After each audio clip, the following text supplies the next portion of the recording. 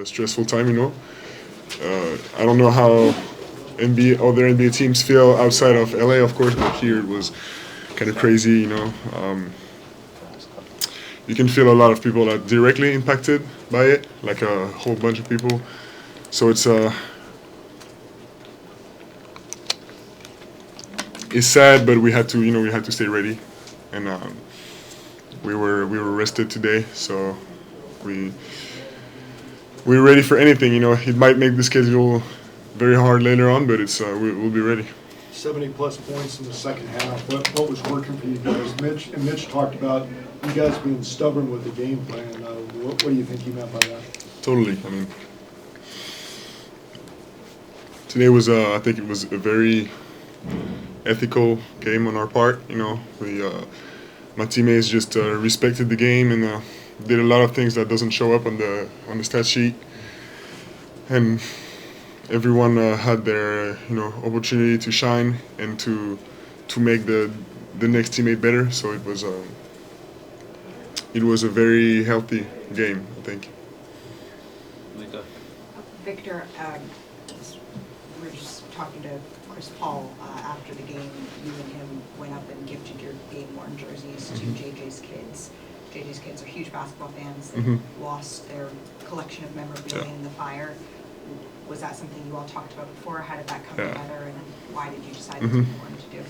I heard I heard of that, and Chris asked me earlier if it was okay for me to do that. I didn't know they were huge fans like this, but JJ is a person I like, and that was directly impacted by this. So I just if I can make those kids' day, I'll do it.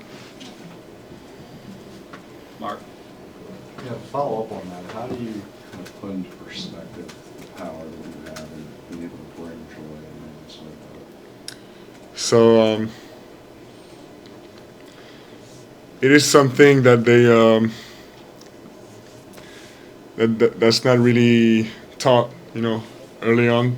That as NBA players, as role models, sometimes athletes, we can have a huge impact because the impact can be negative just as it can be positive. So it is a real responsibility, not a pressure, but definitely a responsibility. But I think the best way to inspire and inspire people in a good way and use that impact in a good way is to act healthy and to be a healthy and genuine person.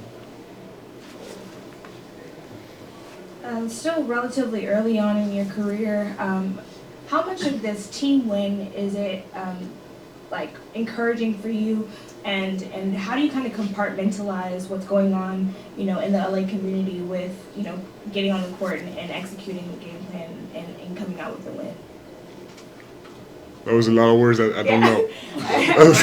Essentially, what I'm asking you is how do you compartmentalize the basketball? That's the word I don't know. Oh, okay. How do you separate basketball from being on the court and having to still execute the game plan and coming out with a team win? Okay. So it's definitely a hard balance, to keep, and but I think that anchor that you can always see is the team effort and the game plan. So even if even on days when you're in special circumstances or when you're not feeling like it, trying to respect the game plan and do the efforts for your teammates, for your coach, it's always a good a good way, and that doesn't always show up on the stat sheet, but it's a sacrifice that we need to be able to make to win.